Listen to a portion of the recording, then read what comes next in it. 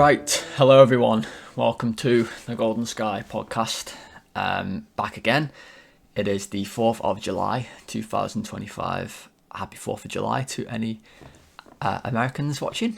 I'm Tom, and if you're watching here on YouTube, please do drop a like, drop a comment, subscribe to the show, all that good stuff. Podcast listeners, 5-star ratings and reviews, you know the drill by now. So on today's show, which was going to be yesterday's show, before we got the news that I'm sure we've all seen by now. If you haven't seen my tribute video addressing the Jota news, go check that out. We will talk about Jota a little bit in this one today, but we did the big dedicated video towards that situation yesterday, and I feel like today we will talk about Liverpool a little, but I thought let's have a bit of a distraction. It might be quite good as well, and we'll move away from Liverpool a little bit and talk about some other things. So we've got some quick fire updates for Liverpool, but then we've got a top 10 ranking of the most expensive signings in Premier League history. Should be fun, and we'll also take a little look at the Club World Cup towards the end. So, let's start things off with, again, addressing the elephant in the room, the big news. Obviously, still today, outpour of emotion and posts, tributes, all those type of things for Jota, as it should be. Like I said on yesterday's video, it's not just a one-day thing where you mourn and then move on the next day. This is this will carry through the whole season and even further through that down the years with Liverpool. It'll never be forgotten. So Liverpool have now postponed pre-season as well. We were due to, I think they were meeting up on Friday. I did see Monday on one report, but I think it was Friday. Anyway, it's now been delayed indefinitely, I think. We also have a game due on Sunday against Preston. Not this Sunday, but the one after, and I'm starting to wonder whether that's going to go ahead. It's a weird one. We play that game, and then we don't play for 2 weeks because our next pre-season games are in our Asia tour, which I presume will go ahead as planned. So yeah, that's a bit of news there. Liverpool are delaying pre-season. Tributes are still pouring in at Anfield and at Molineux as well, which I thought was really nice. Obviously, Jota spent 3 years at Wolves. Yesterday there was a lot of really heartfelt posts by the players, the staff, and just the footballing world generally around Jota. I saw obviously a lot of players doing Instagram posts that I saw online. Thought Van Dijk's was amazing. Conor Bradley's was really touching. I'm not trying to single them out and say they're better than others, but just that I read and kind of got me a little bit. They were really emotional. I thought Arne Slot's statement, if you haven't read that, go and check that out. It was a really top quality statement, I think, from the man that you'd want in charge. I think this is kind of encapsulates the man that Slot is. I think it was a really, really good statement. If you haven't read it, go check that out. Also, the owners did release one too, and I think Liverpool as a club did, which was good. And the funeral I read is set for Sunday in Portugal. So I imagine, I actually don't know if a lot of the players will be there. I presume they will. But yeah, it's still surreal, to be honest. And so that's Jota. Again, touching on that, it's really crazy when you say his name and you realise that's the reality of the situation is still crazy. But let's use the show as a method of a distraction. Perhaps it's funny because we use sports as a method to distract us. Maybe this type of news in our life, when we watch sports, it's a release. It's a way to have fun and enjoyment. And then this is, bringing the two together. It's difficult. But all that said, let's get into some other quickfire Liverpool updates. So again, this was going to be Thursday's show. So this news might be a little bit sort of, you might have seen already, and it's obviously been overshadowed a lot in the last, yesterday and this morning. But the big talking point for me was Paul Joyce released an article, or a tweet at least, confirming that Liverpool have rejected an approach from Bayern Munich for Luis Diaz. So Max Erbel, who's Bayern's director of football, made an approach for Diaz, but was told he is not for sale. I thought it was interesting. So Bayern, it's no secret, they're after a left winger this year. I think they were interested in Nico Williams before he looks like he's going to Barca. I'm not sure that's been officially confirmed yet. There's been a rumour of a lot of left wingers. I think Gakpo was even mentioned at one point, but Gakpo won't be leaving Liverpool, that's for sure. There's been a lot of names, and Diaz was a player they were interested in, but Liverpool did confirm not for sale. And the wording was something along the lines of, replacing Luis Diaz is not something Liverpool want on the agenda. Now, it does feel a bit strange to talk about transfers at the minute with Liverpool. It's clearly not focus, but that's the situation. At least on Thursday, that was the situation. On Wednesday, that was the situation. So, there was also an interesting article released by Paul Gorst, who's a good journo, confirming basically that there's been some rumours around Diaz's contract and how much he earns. People saying he's on a really cheap deal. Well, he basically rubbished all of those, which is quite funny, saying that he earns 140k a week at Anfield, which is honestly, I'd say, pretty in line with where Diaz would be at Liverpool. Maybe a club like United would give him £1 million a week. We know how they work. Maybe Chelsea would give him a 10-year deal worth 500k a week. I don't know. But 140k a week, and it would take £70 million at minimum to even get Liverpool interested. And even then, I don't think we'd sell him. It's just not. There's not that many players out there to replace him. And you look at his season last year. So he played 50 games. He scored 17 goals. Got 5 assists. So 22 goal contributions in 50 games. Almost one every 2 games. And with Diaz, I feel like he does a lot of work that goes unnoticed as well. His defensive work rate is really good. It's really good.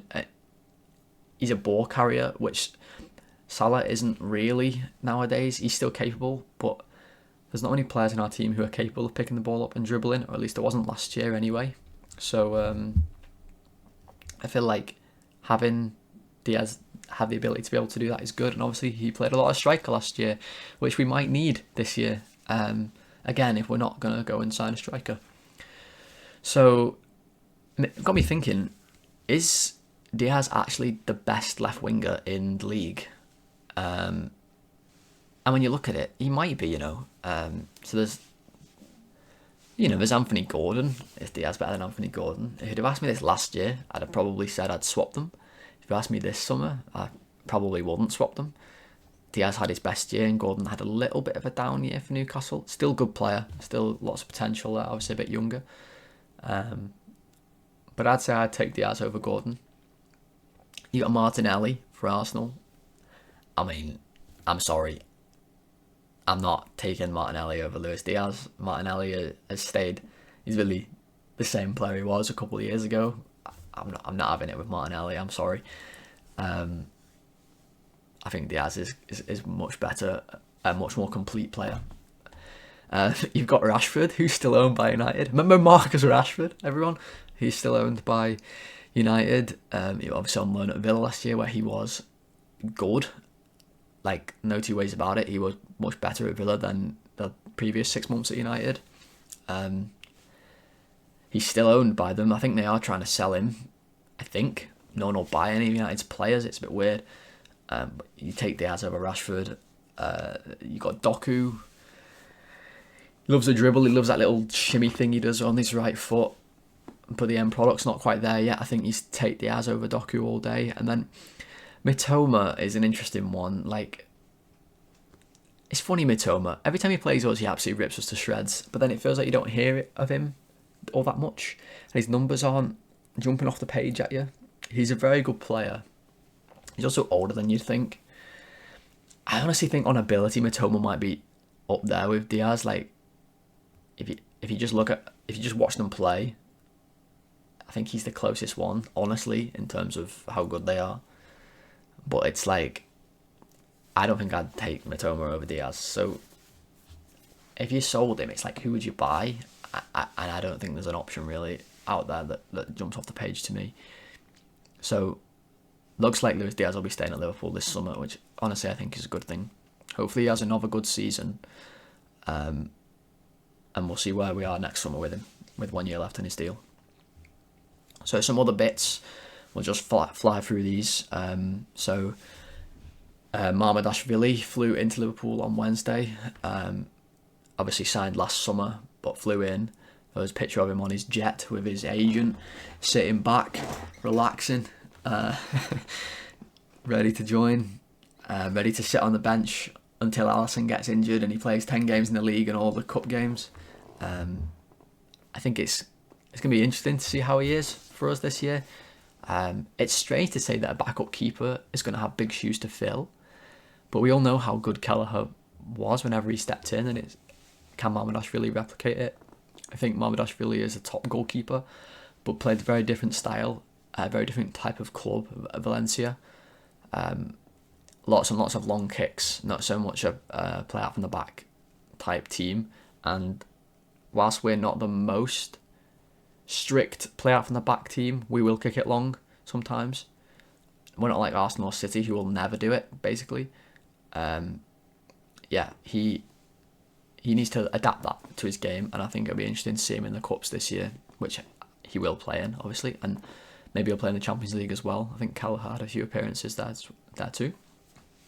That's Mamardashvili. It honestly wouldn't surprise me if Liverpool were planning to announce his transfer, but are now obviously not doing, for obvious reasons, dedicating time for everybody to mourn excuse me, the Jota loss, and rightly so. So that's Mamardashvili. You've got the news that Gio Van Bronckhorst is hired as a new coach for Liverpool.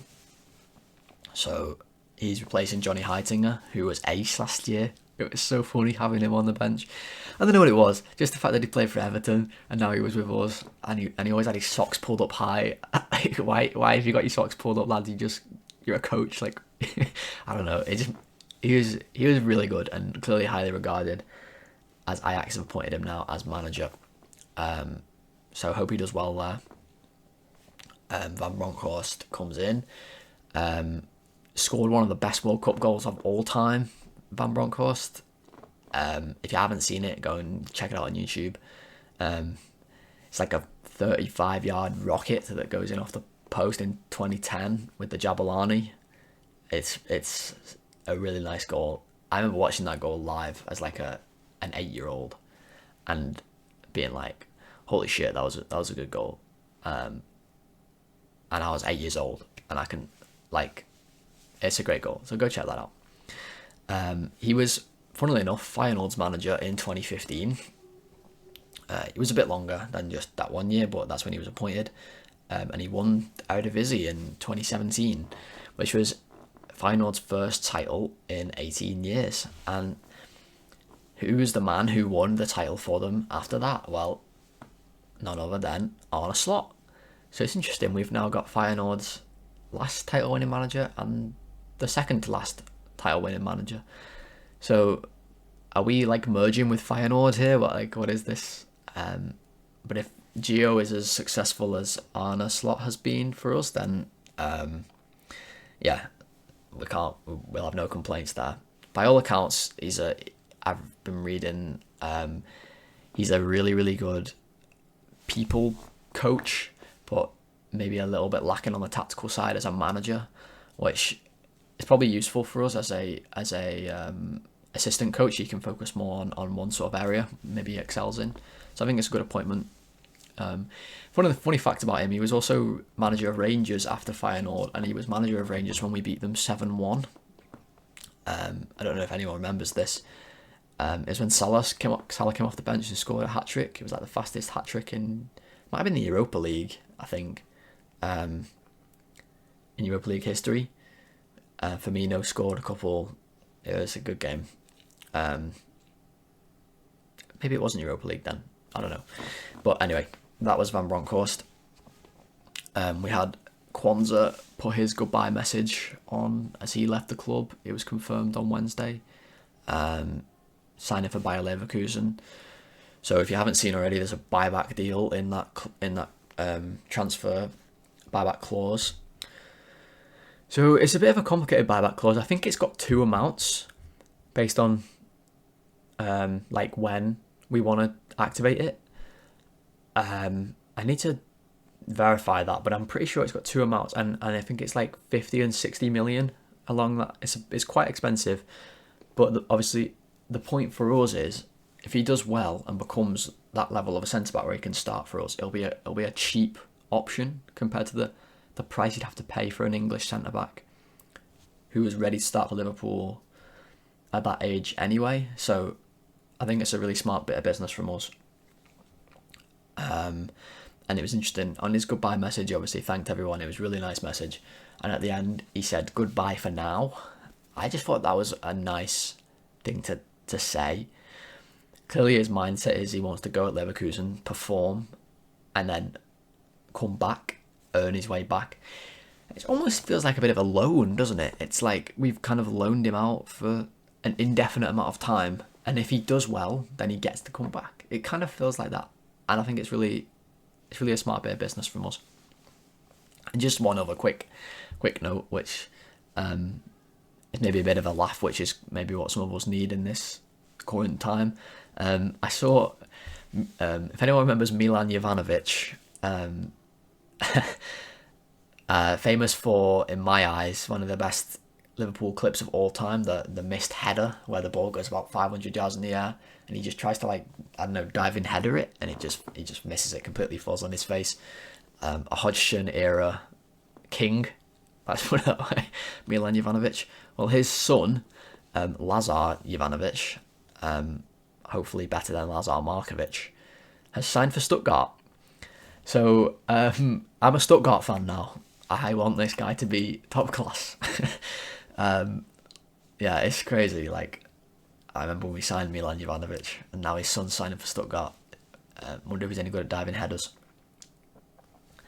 So that's sort of quick fire news for Liverpool.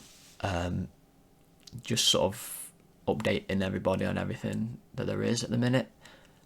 I would assume they'll be very quiet on news for a little while now. And like I said before, rightly so, with everything going on. It's not the focus at the minute, so yeah, we'll move away from Liverpool, but that's kind of what the situations are around the club at the minute. So let's get into the sort of second topic, I guess, maybe even the main topic, you could call it, of today's show. We are going to be taking a look at the top 10 most expensive signings in Premier League history and trying to put them in order of worst signing to best signing. So this is inspired by Wirtz, obviously coming in as the potential top most expensive signing of all time in English football. So when I was talking about that on the first show, I thought it would be fun thing to look at the other 9 players and rank them really, because when you hear some of these names, it's interesting. Let's just put it that way. It's interesting how some of them have turned out. So, before we get into it, I will say all of these amounts are based off add-ons included as well. It gets very complicated when you look at it if add-ons were or weren't included, if they were met, not met. So we're just ignoring all that and we're going add-ons included. If anyone wants to shout at me in the comments and tell me this player is more expensive or not as expensive, feel free. But this is what we're going with. So that's it. Okay. So to start things off, in number 10, the 10th most expensive signing in English football history is Antony from Ajax to Man United. So this was 85 million, again including add-ons, in 2022, which is genuinely an astronomical figure for Antony. So on Antony then, he's made 96 appearances for Man United. He scored 12 goals. He got 5 assists. So this is a winger signed for 85 million, with 17 goal contributions in 96 games. He was obviously then loaned out in January to Spain and to Real Betis for the latter half of the season, where he was brilliant. If anyone saw Antony playing for Real Betis and didn't know he'd signed for United, they would not know it was the same player, because he was amazing for Real Betis, scoring like insane goals, scoring goals with his right foot. Can you believe it? This guy never kicked the ball with his right foot once for United, but he's kicking the ball with his right foot from 30 yards out into the top corner for Real Betis. So as a result, when you look at that, I mean, he was an absolute failure for United. He is still owned by United, still to this day. I believe they're trying to get rid of him, and he actually might have recouped some of his value with that loan spell at Real Betis, because before that, it looked like basically they won't be able to sell him for anything. He was just so ineffective in the Premier League. Really did not work as a signing. Became a bit of bit of a joke of the Erik ten Hag era, kind of. Just not a very successful signing at all. However, that spell with Real Betis, I think, has really, I don't want to say bumped him up, because he's only going up one spot, but I think I'm putting him 9th. I think he's the 9th best or worst, however you want to look at it, signing in out of the top 10 most expensive, purely because they might get some resale value from him. I do think he'll leave United. But yeah, Antony in at number 9, I think, despite him being able to spin around with the ball. Okay, so the 9th most expensive signing, moving on to the next one.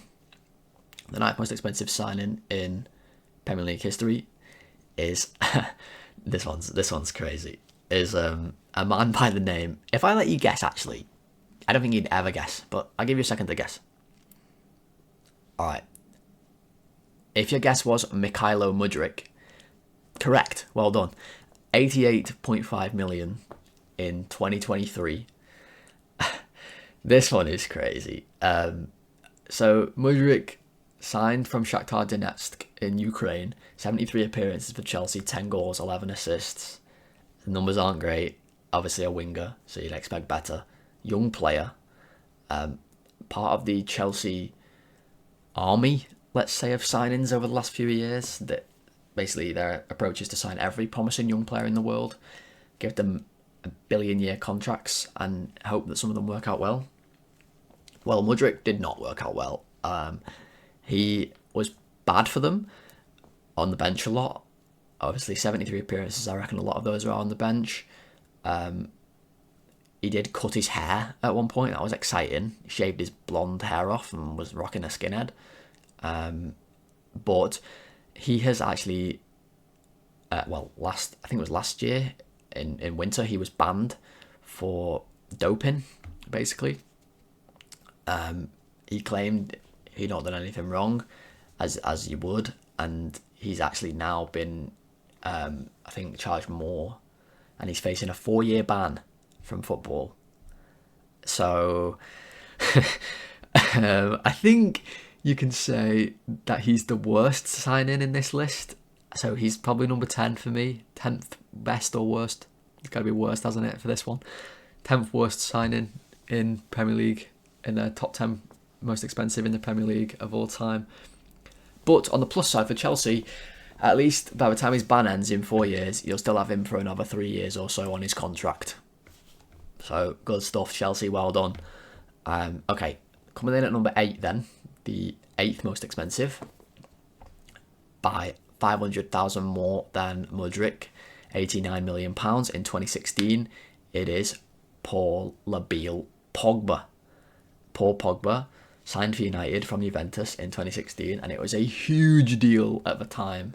If you think of the years of these signings, you've got 22 for Anthony, 23 for Mudryk, but 89 million in 2016, that was massive, massive money. And it was a massive deal when Pogba re-signed. He was a big name at Juventus, had a really successful time there, came back to United. They were loving it in the Prem. They were running Pogback adverts. He was on everything.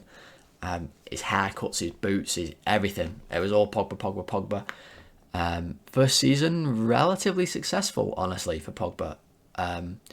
He won the League Cup and the Europa League in his debut season under Mourinho. Honestly, not bad. You got to give it to him. He was pretty decent. Maybe didn't live up quite to the heights of his price tag, but as we know, United, especially in that time, would just chuck money all over the place. So, not necessarily his fault, the price tag, but I think he was relatively successful in that first season. But that was by far and away his most successful year. From that point on, it just kind of slowly went downhill for Pogba. Injuries, falling out with managers, Mourinho getting sacked, Ten Hag coming in, Solskjaer. Although actually, I don't know if Ten Hag managed Pogba. Solskjaer at least came in. Really did not go well. He was actually booed off in his last game for United. There was always the talks of, does he work hard enough? As we know, Graham Souness did not necessarily like Pogba all that much. Roy Keane, I don't think he's biggest fan either. But anyway, it didn't really work out in the end for Pogba. He then left on a free to go to Juve, so that's an £89 million loss for Man United, which is not good.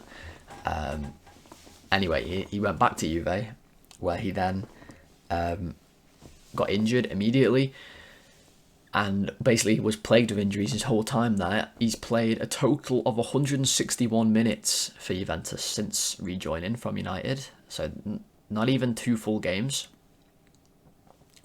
which is astounding.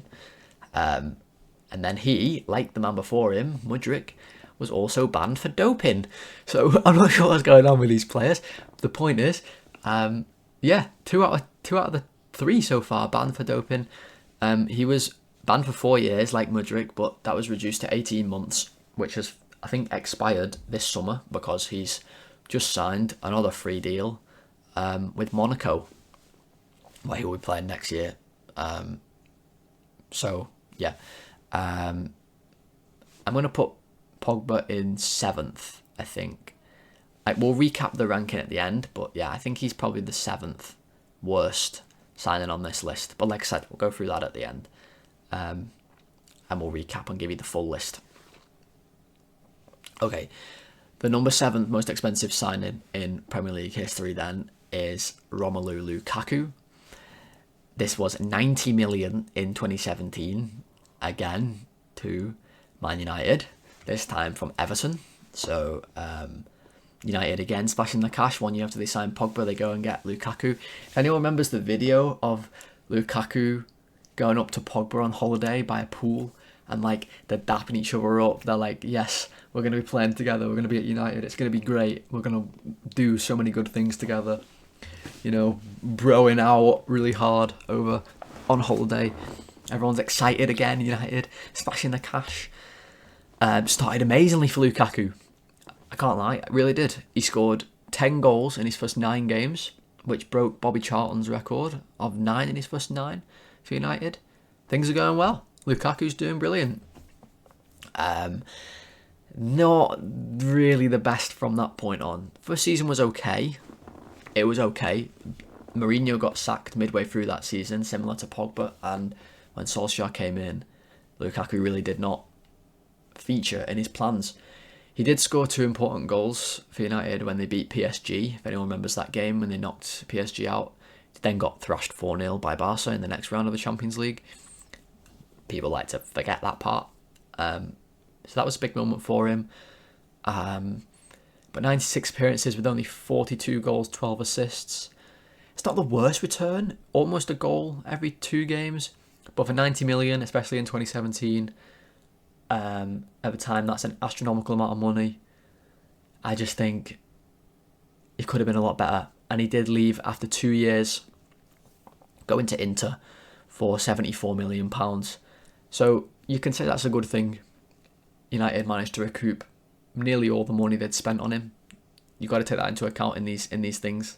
The resale value was there. So they managed to recoup that, which for me puts him ahead of Pogba in best signings, puts him number 6. Like I said, again, we'll revisit at the end. But yeah, I don't think it was a total failure at his time at United. We did have some disciplinary issues. And it never really looked the same after those first 10 games. But it wasn't quite as bad as his time at Chelsea, which is what we're coming on to next, because the 6th most expensive signing in Premier League history is Romelu Lukaku, this time from Inter to Chelsea in 2021. So, the story of Lukaku, as it goes, it's a famous football fairy tale once he leaves United and ends up at Inter.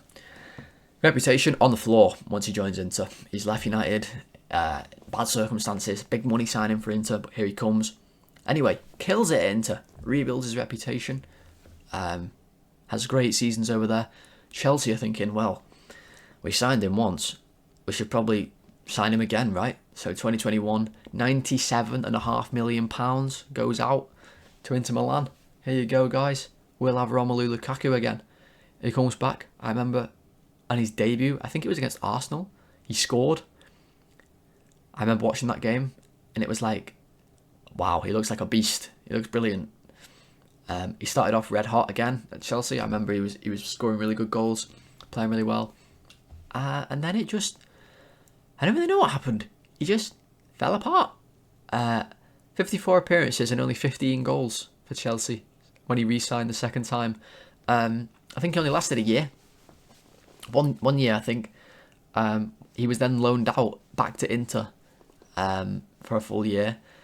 Then he was loaned out to Roma before he was finally eventually sold to Napoli, where he was last season, for only 25 million. So a lot less successful than his first spell in the Premier League. Well, at United, his first feature on this list at United. But you could still, for me, say that Lukaku's best spell in the Premier League was when he was at Everton, which earned him that move to United in the number 7 spot. So the 6th most expensive signing, I think, was the 8th most successful. I've got him ahead of Antony and ahead of Mudryk and ahead of Antony. He did score some goals. He did have some impact with Chelsea. I feel like the others, their respective clubs, really didn't. But I honestly don't think you can put him ahead of Pogba. And he lasted 1 year.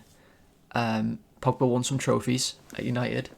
And they lost a lot of money on him, Chelsea. So I don't think you can put him ahead of the United version of Lukaku. So for me, number 8. So far we've done 5 players. Okay, to recap. In last place we've got Mudryk. We've got Antony 1 place above him in 9th. We have got Lukaku at Chelsea in 8th. We have then got Paul Pogba at United in 7th. And we've got Lukaku at United in 6th. So Mudryk, Antony, Lukaku, Chelsea, Pogba, Lukaku, United. So the bottom 5 are our worst 5, I would say. Most expensive signings in Premier League history. At number 5, we have a bit of a controversial one, I would say. People think probably differently about this one, but for me, there's a general consensus. So Jack Grealish signed for Man City in 2021. We have a new entry onto the list, a new team. It's Man City this time. £100 million on Grealish. This was a massive signing at the time. Grealish had a brilliant year at Aston Villa. A brilliant couple of years actually at Aston Villa.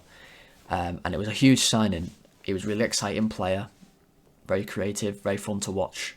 Here he comes at City. Here we are in the present day, and I think all of the fun and excitement has been sucked right out of Grealish. He's played 157 times for City, scored 17 goals, 23 assists. It's just nowhere near the numbers that you would expect from a player of Grealish's calibre when he signed. He's actually getting up there a little bit in age now, and he is going to be leaving City by all accounts this summer. I think they've listed him around 50 million they want. I'm not sure they'll get it. I'm not sure where he'll go, but that's apparently the price. The thing with Grealish is, and the reason why I've got him ahead of those bottom five is, whilst his numbers might not have been very good, it wasn't always bad. He did play well in spurts. He did also win a lot of trophies. Obviously won the Prem, won the Champions League, won it all really at City. So it's a success in that regard. You can't say it was a total failure, but it just didn't live up to the expectations. 100 million, I think it was a record at the time, and it just, yeah, I don't know. It didn't quite work out for him there, and you see a lot of criticism for basically Guardiola sort of taking the fun of Grealish and telling him to kind of nudge up the line slowly. You can picture it in your head. He's got the ball on the left wing. He's slowly nudging up the line, check onto the right foot and pass it back. That's kind of become Grealish's trademark, which is a shame really. But that's how it's gone for him. So the fifth most expensive signing, I have him the fifth best signing. I have him right in the middle. One place above Lukaku at United. I just think it was successful because of the trophies, but the individual performance didn't live up to expectations, so I've got him in fifth. Okay, so we've got our top four now, and the fourth most expensive signing in Premier League history is Declan Rice. This was £105 million in 2023. He's had 2 seasons at Arsenal. And what can you say about Rice? I think it's pretty clear that's been a really successful signing. A lot of money, but English bias, obviously the English premium you've got to pay on top. Signing from West Ham, I think it's been a really good signing, and no one sniffs about that price tag anymore. Listen, I'm not personally the biggest fan of Rice, not that I think he's not a good player. And I will say over the last season, he certainly impressed me a lot more than he ever has. He added a lot more attacking ability to his game last year with 9 goals and 10 assists, his best return by far. Obviously, we all know about the 2 free kicks he scored against Real Madrid, and he was dominant in those games. I got to say that the away tie, especially, he was really impressive. And yeah, I do think that's been a successful signing. I think you can say that when you look at Rice compared to some of the other names we've looked at. It's been an absolute roaring success. So, yeah, it made me eat my words a little bit. He's certainly improved from where he was a few years ago when the media would talk him up. He actually won Arsenal's Player of the Year last year. So, I'd say this is our first success of the how many names we had? 1, 2, 3, 4, 5, 6, 7. I got my notes in front of me. 7 names so far. I'd say this is the first success. So not great. If you're buying a player and he's in this list, you don't feel with the most confidence. We've got a 1 in 7 success rate so far. But I do think actually Rice is I'll say the second best signing, but you'll see why when we get to the end. I actually think he's probably the best signing today of this list. He's certainly elevated Arsenal. He's elevated his own game. It all seems to work well. Yeah, I think the best signing on this list so far. And maybe the best of them all. We'll get to number 1 later. So, number 3 then is a Chelsea signing once again. How many times has Chelsea been on this list? 1, 2, 3. 3 so far. Okay. I'm sure that will only continue in the years to come, the way they spend money. But third on the list in 2023 again, big year for spending, was Enzo Fernandez. So, had a really successful spell at Benfica after moving from River Plate. Then had the World Cup, obviously with Argentina, where he won, and he was excellent in that World Cup.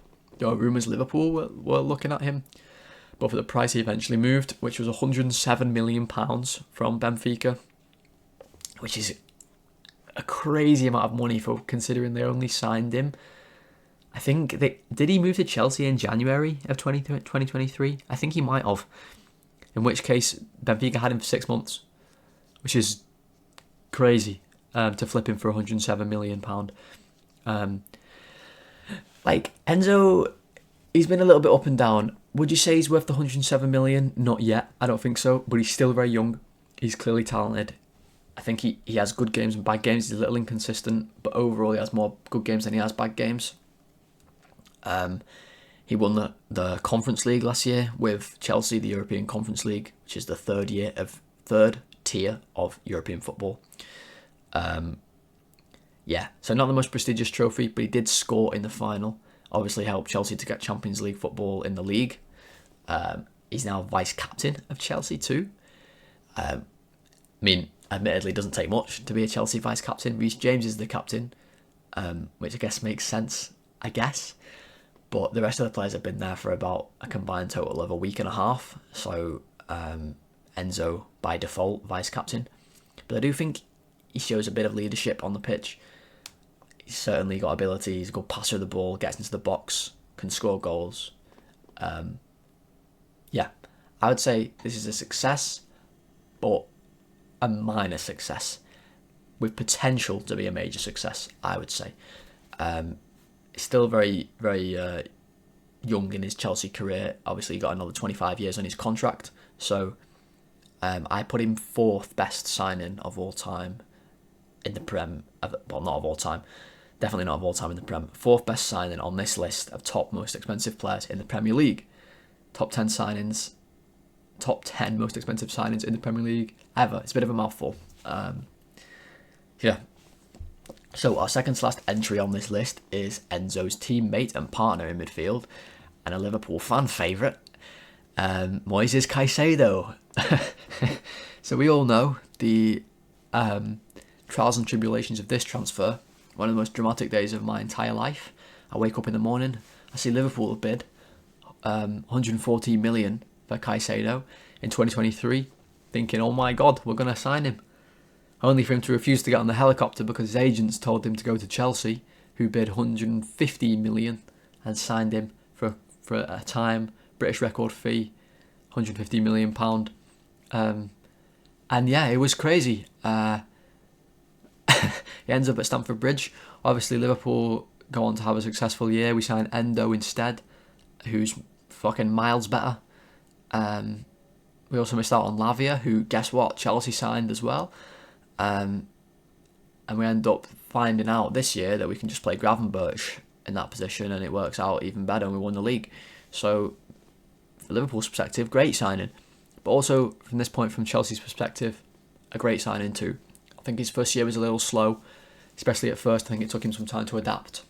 But under Maresca this year, he really kicked on. He had a great season, to be honest with you. He won Chelsea Player of the Year and Players Player of the Year at Chelsea, so clearly well respected amongst his team. He's always been a very tough tackler even since his Brighton days, and he's shown that at Chelsea. He's good on the ball. He's really shown improvements from his first season, and he's shown that he's probably worth that price tag in today's day and age. 150 million is a lot of money. For me, I have Rice above him. I think Rice is a better player and a bit less money. So, and obviously 2 good seasons rather than 1. So I have Rice above Caicedo, but I do have Caicedo above Enzo. So I have Caicedo third. I would say, similar to Enzo, it's a success, but only a minor one with potential to be much better than what it currently feels like. Although last season was very good. No taking away from that. He had a really good season last year. which leads us to our final signing, the most expensive player, including add-ons, in British history, in the Premier League history. Liverpool's first entry onto the list, Florian fucking Wirtz, £116 million. If you haven't watched already the first episode of The Golden Sky that I released earlier this week, a deep dive into Liverpool's transfers so far. We looked at Wirtz's numbers in detail, but obviously we know one of the top players in the world at the time of signing, which, I mean, you look at the other names on this list, is the most established player at the time of moving? Possibly. You can look at Pogba at the time, maybe Lukaku once or twice, but I think the others, Wirtz is cut above at the time of signing. And obviously I've got a Liverpool bias, so I'm really excited to watch him play. We don't know anything about how successful there's going to be, as a fly appears in front of me here. But I mean, I've got to put him number one, haven't I? I think he's the best signing. He's just turned 22, so much room to improve, but already a top 10 player in the world. You've got to put him number one. But really, I'll be honest, this is a ranking of 9. Wirtz doesn't really count. It's not played yet, so you can't really judge if it's a success or a failure. So it's a ranking of 9, really. But top 9 doesn't sound as good as top 10. So we're going with top 10. But if I did, the 11th most expensive signing, I think it's Darwin Núñez. So for good reason, we're going to pretend that one didn't happen. But yeah, Wirtz, number one. So to recap the list, let's throw Wirtz out the window, and say he's unranked. Okay, that leaves Mudryk as the worst at number 9 on the list. Then we have Antony at number 8 on the list. We then have Lukaku's spell at Chelsea at number 8, followed by Paul Pogba's time at Man United at number 7. Sorry, hold on. Let's do that again. So to recap then, we've got the worst signing in that list. If we do a top 9 here, we've got Mudryk at number 9, followed by Antony at number 8. Then we've got Lukaku's first spell, or second spell at Chelsea at number 7 on the list, followed by Pogba at United at number 6 on the list. Again, Lukaku back at United at number 5 on the list, but not a very good number 5. Grealish would then come in at number 4 with Caicedo at 3. Sorry, with Enzo at 3, Caicedo at 2, and Rice at 1. I think Rice, and I think honestly you can only say Rice, Caicedo and Enzo are the only successful ones. So hopefully Wirtz comes in and blows everybody away and cements himself as the best signing on that list. Let me know what you think of my ranking. Would you change anything? Would you put anyone higher? Would you say anyone was more successful than I think? Let me know. And yeah, we'll get to that. We'll maybe have a look at some comments. But let me know what you think. And that's my ranking anyway. All right then. So the third and final sort of topic we'll look at today, we're going to talk a little bit about the Club World Cup. So this has been a tournament running through summer. If you haven't seen any of it, it's been batshit mental. That's probably the best way I can describe it to you. Honestly, I've watched some games. I've watched some highlights of games. And most importantly, I've watched some pre-games. If you haven't seen any pre-game footage of the Club World Cup, obviously we're in America here. They introduce the players one by one when they walk out the tunnel. So imagine you've got Liverpool, for example. If Liverpool are playing in the Club World Cup, before the game starts, there's a guy on the announcer and he's going like, I don't know, number 11, Mo Salah. And Salah walks out the tunnel on his own. And then they all come out one by one and they line up. It's very weird. It's like WWE, honestly. It's like The Rock's coming out of the tunnel. Here he comes. There's music on. It's so hot. They're playing at different venues in America. It's crazy hot over there, the conditions they're playing in. It's a bit of a mental tournament.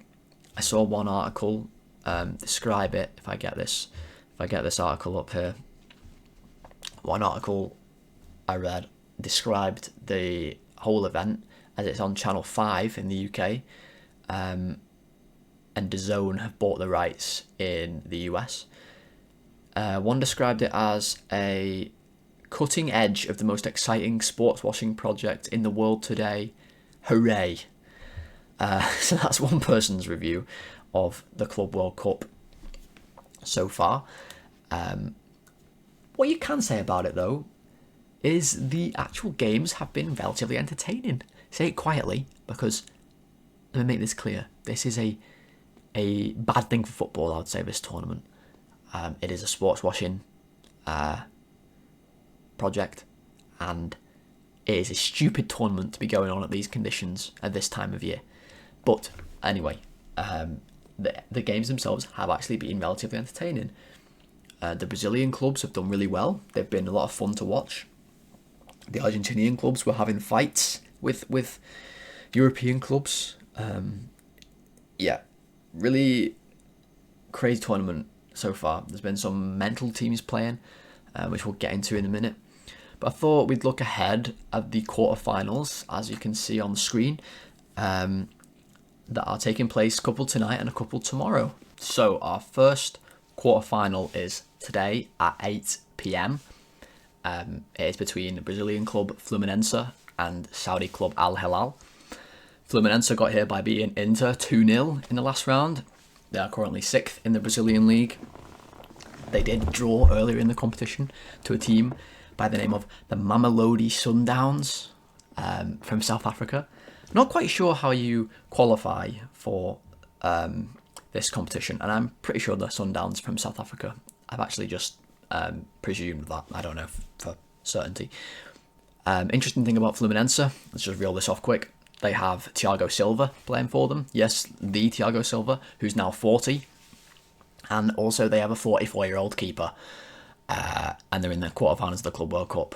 So, that's pretty weird.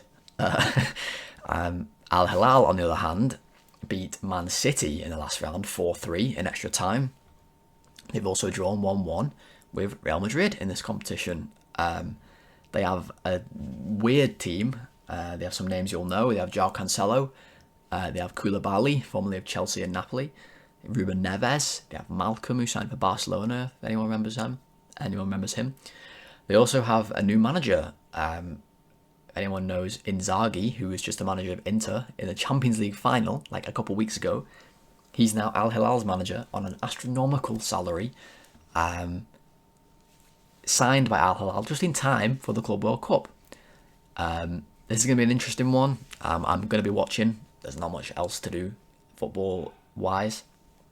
So I'm predicting Al Hilal win this one and go through. I'll say 3-1 to Al Hilal, I think. But really anything could happen. There's a game following that. It's actually, in the UK, it'll be the early hours of the morning, but it is technically Friday's game in America. It is Palmeiras, another Brazilian club, against Chelsea, an English club. The only English club left in the competition, as City got knocked out. Palmeiras are 4th in the Brazilian league at the minute, which is like happening at the minute. By the way, it's very strange, the calendar. Palmeiras' players to watch, if anyone does end up watching the highlights or is psycho enough to stay up at night to watch this, like I will. They have a man by the name of Estevao. I say a man, he's like 17. He actually has signed for Chelsea already. They signed him last year. He's an absolute wonder kid. This guy, his numbers are genuinely amazing already. He looks really, really good. Good enough to play in Chelsea's first team next year. So very exciting. I've watched Palmeiras a little bit this tournament. He hasn't exactly lit the world on fire, but it'll be interesting to see him tonight against the club that he actually plays for, or is owned by. He'll be moving in the summer over to Chelsea officially. They also have a man by the name of Richard Rios, plays in centre midfield, Estevao winger. Richard Rios, a Colombian, quite tall. I don't want to say one of my favourite players, that's a little bit too much praise, but really fun player to watch in my eyes. genuinely a really good centre midfielder. He's been linked with Inter Milan recently and also Nottingham Forest too. Do you think he'll get a move away from Palmeiras? Quite a eccentric kind of guy. He's got dyed blonde hair. It's a good looking chap, I'll be real. Yeah, so Richard Rios, one to watch, and Esteval, one to watch for Palmeiras. Chelsea beat Benfica 4-1 to get here. That game was absolutely mayhem. It lasted 4 hours because they played most of it, and then there was a storm. There's been like a bunch of storms in America during this competition. The stadiums don't have roofs on, I think. It's very strange. The game was delayed for like 2 hours. They had John Obi Mikel like stalling for time with the other fellas alongside him in the studio. It was ridiculous, honestly. But they waited it out and then they played. Benfica got a dodgy penalty, and then in the extra time, Chelsea did go on to win. It was mental. Chelsea have signed Liam Delap for this competition. And Chelsea actually lost 3-1 to Flamengo in the group stage. So that's an interesting little wrinkle. They've already lost to a Brazilian team. I will predict Palmeiras to win this one. They seem to be taking this competition extremely seriously, and I think they'll have enough in this one. Honestly, I'm gonna say 2-1 to Palmeiras in this one. But it wouldn't surprise me if Chelsea go through. Then on Saturday, we have PSG against Bayern Munich. Obviously big names, much more big names than the Friday games. PSG, obviously European champions, just won the Champions League. Quite far and away the best team in Europe this year. Although they did just squeak by Liverpool on penalties, but that's another story. They pretty much mercy killed Inter Miami in the last round. This is a team Messi plays for, Suarez plays for, Jordi Alba plays for, Busquets plays for, and Mascherano is the manager. It's essentially a retirement home for Barcelona. At this point, yeah, they destroyed them in the last round. It was 4-0 by half-time. The game was so one-sided that DAZN actually released a highlight package of the game at half-time. They did first half highlights, and it was just PSG destroying them. In the second half, it stayed the same scoreline. They were 4-0 up in the first half. It was a mercy kill, and it was ridiculous, to be honest. They were even on the same pitch together. They destroyed them. However, PSG did lose to Botafogo, another Brazilian team, 1-0 in this competition. Ousmane Dembele hasn't been starting games. I don't know if he's injured or they're just not playing him or whatever. But yeah, there's that. And they played Bayern Munich, who beat Flamengo 4-2 to get here. They've had a pretty uneventful tournament, I'd say, so far. Most eventful thing I've seen is that Harry Kane is wearing bright red Skechers boots.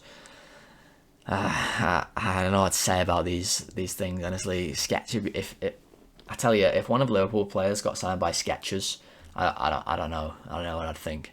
They're bright red as well, and they've got a big S on the side. They look crazy. The most eventful game Bayern have played, I would say, is they beat Auckland FC 10-0 in what was, I think, the opening game of the Club World Cup. Auckland City FC, I should say. They're from New Zealand.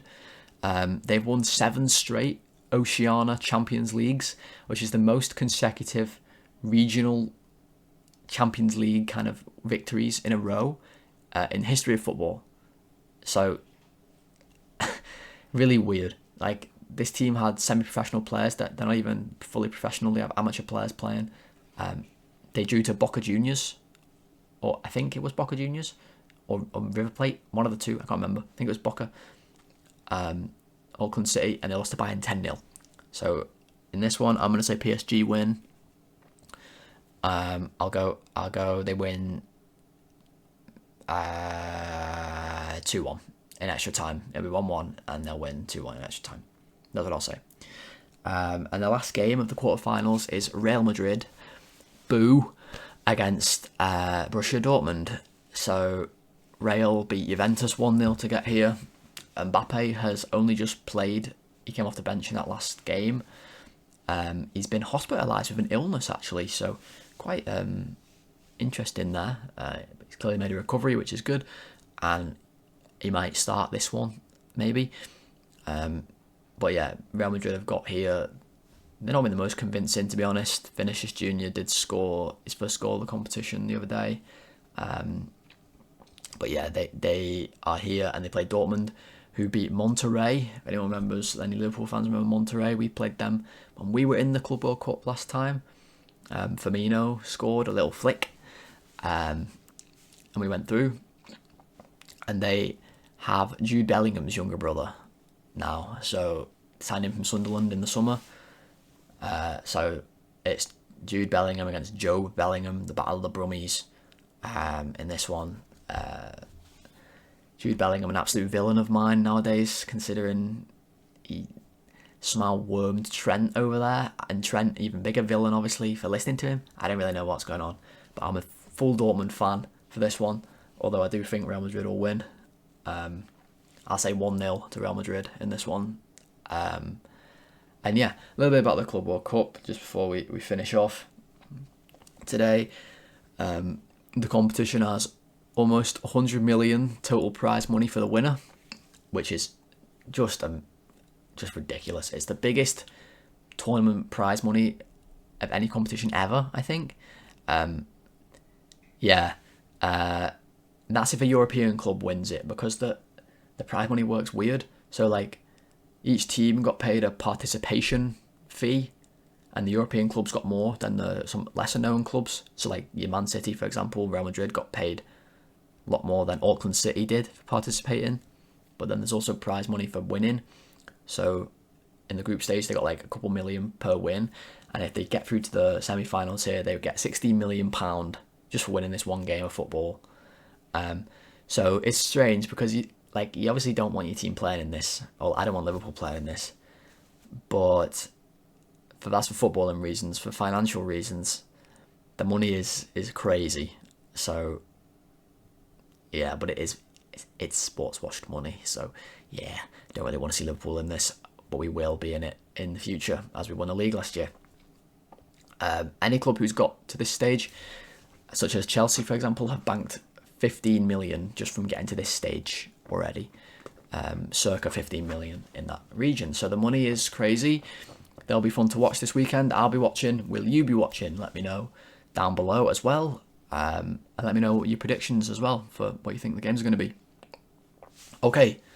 That wraps it up for today. And most likely the weekend as well. Maybe we'll discuss the Club World Cup games. I'm not sure yet. We'll see. We'll be back very soon. Thank you very much for watching to this point, if you did. And if you did watch to this point, make sure you've left a like on the video. Drop a comment about anything. It does help the channel out. Subscribe if you haven't already. You know the drill. And if you listen on the podcast, just drop a 5-star review. I don't actually really know if you can, how you leave a review on Apple Podcasts, but go for it if you can. Or whatever, or a rating. You know what to do. But yeah, thank you very much for listening, guys. Really appreciate it. I'll be back soon. And enjoy the rest of your days. See you later.